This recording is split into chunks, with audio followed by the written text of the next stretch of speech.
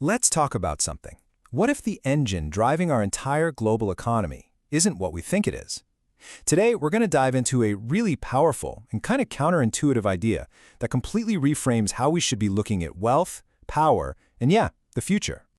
So let's just jump right in with a big question. What if the whole story we've been told about money, about value, is just wrong? What if we've been looking at the wrong variable this entire time?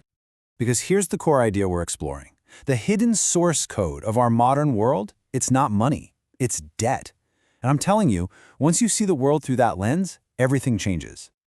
All right, so let's unpack that. Let's see how looking at the world through the lens of debt just makes everything click into place. Think about it. Our whole economy, whether it's a government building a highway or you buying a house, it's all built on one simple action: pulling future value into today. And debt is simply the technology that makes that possible. It's not magic, it's just a structured system of promises about tomorrow. And this quote just nails it. The entire super complex world of finance really just boils down to this one thing: trading across time. But here's the crucial point. The whole system is built on the belief that the future can be reliably delivered to us right here, right now. Okay, so if we use this debt framework, something really interesting happens. The roles of two of the most argued about assets in history, gold and the dollar, suddenly become incredibly clear. So check out the difference here. The US dollar, that's the language of the global debt system. It's basically an IOU, a claim on a future promise.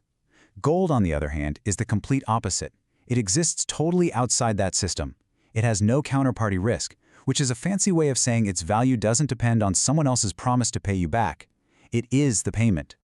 And this is why you always hear people say gold is a hedge against chaos. But what's noteworthy is that it's actually more specific than that.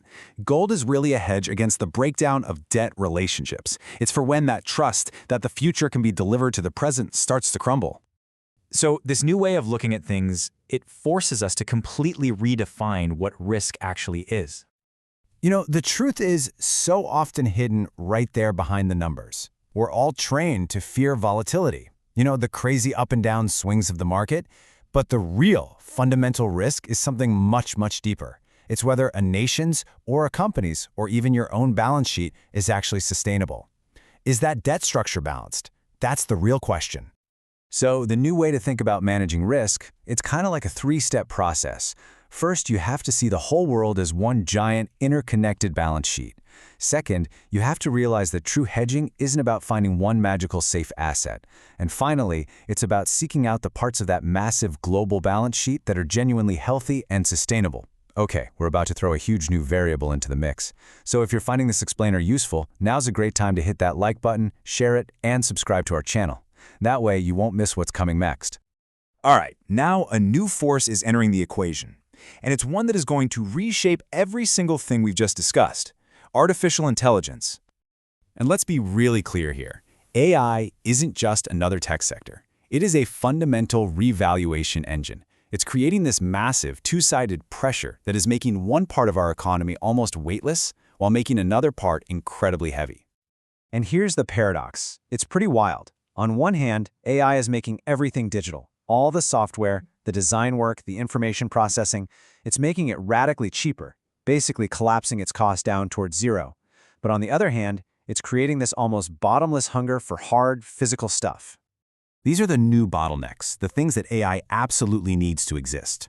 We're talking about high-end computer chips, just insane amounts of electricity to power them, the energy sources to create that energy, minerals like copper for the grids and silver for solar panels, and even just the physical land to build data centers on. These are the new heavy assets.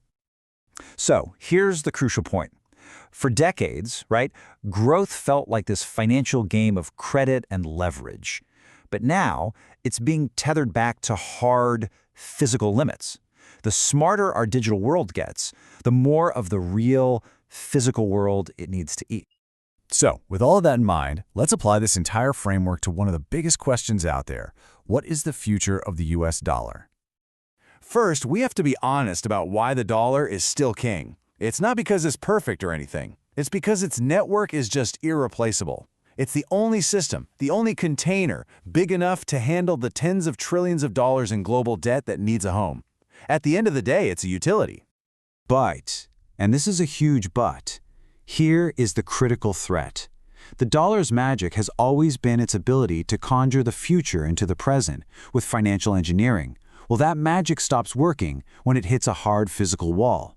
You simply cannot print more copper for a power grid, no matter how many dollars you create. So this presents a really stark choice, a fork in the road.